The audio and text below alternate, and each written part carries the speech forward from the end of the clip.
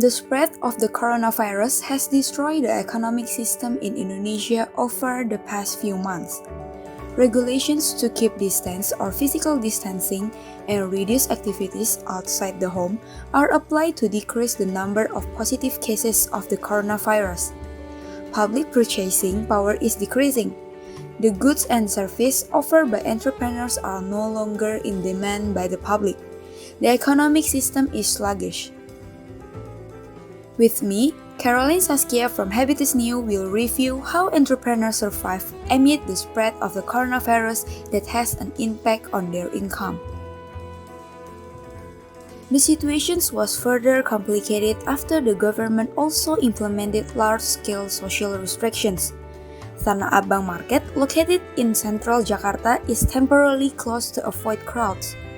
Harun Kusnadi, a clothing shop entrepreneur in Tanah Abang Market, became one of the entrepreneurs affected by the temporary closure. How does the coronavirus spread to your business? At this time, the economy in Indonesia hasn't been really great. So, I already thought about how it will be in the future. I thought about how people buy things without having to go to a physical store. There has been a change in the way of selling. So now, 50% of income is from online sales and 50% from physical store sales in Tanah Abang. It's actually really affecting. Selling via online really helps me.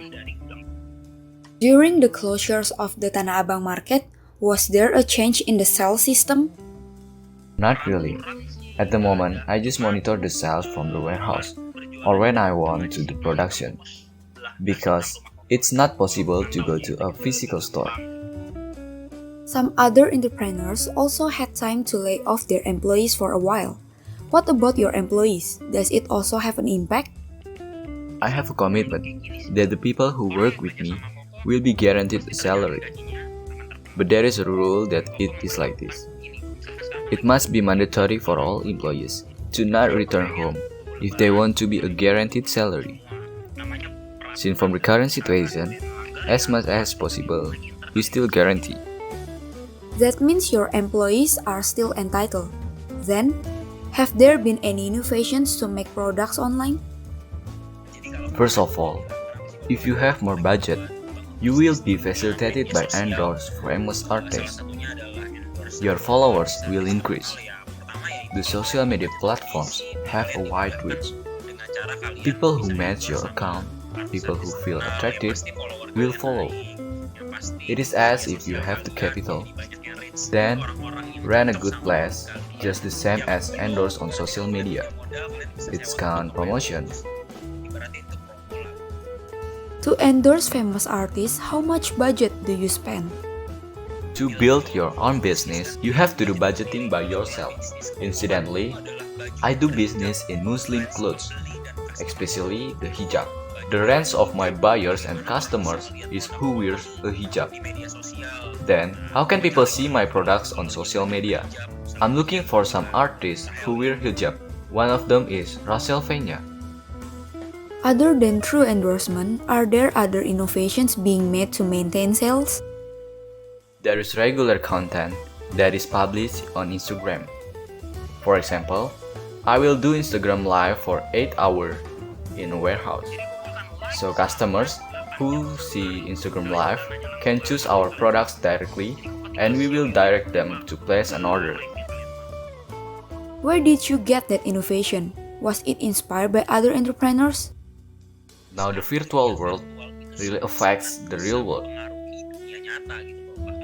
Big companies like BMW and Mercedes-Benz launch products virtually. They also build customer trust. We imitate them and we apply it to our business. Wow, you're also inspired by world-famous companies. Then, what impact did you have felt since the innovations was carried out? First, people will believe our online shop is reliable, not cheating. They have seen our products and the way we sell it. Then so many people like our photos and comment on our Instagram feeds. The impact is significant. People who see our Instagram for the first time will rate us as a responsive seller because many people comment on our Instagram. Imagine social media without likes and comments. It must be really unpleasant to see. No matter how good the content, it will definitely be skipped. Do you have a strategy in terms of marketing time so that many buyers see your product?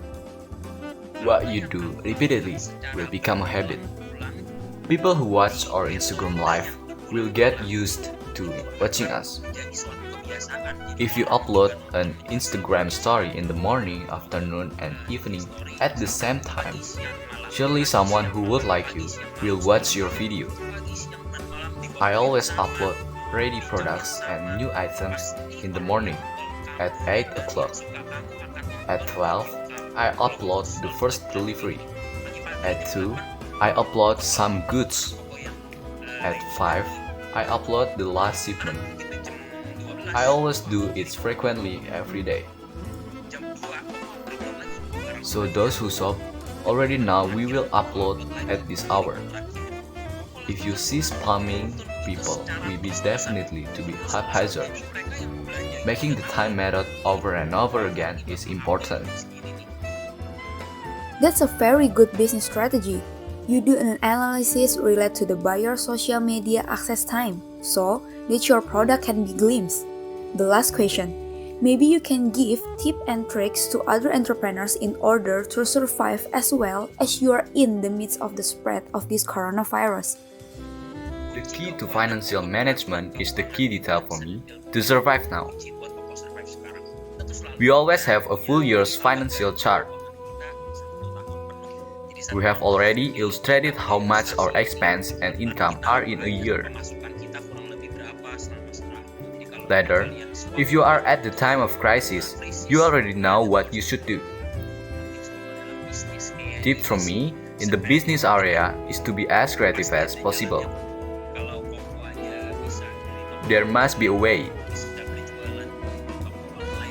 I'm switching selling offline to online through Instagram and WhatsApp, and I can still make a profit.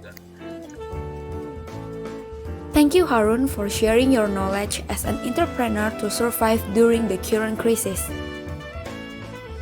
Creativity and innovation can be a way to save entrepreneurs. Take advantage of technological sophistication by using social media to reach more buyers. Brian Chesky, co-founder of Airbnb, said, "If we try to think of a good idea, we wouldn't have been able to think of a good idea. You just have to find the solution to a problem in your own life." I'm Saskia from Habitus, saying goodbye. See you when I see you.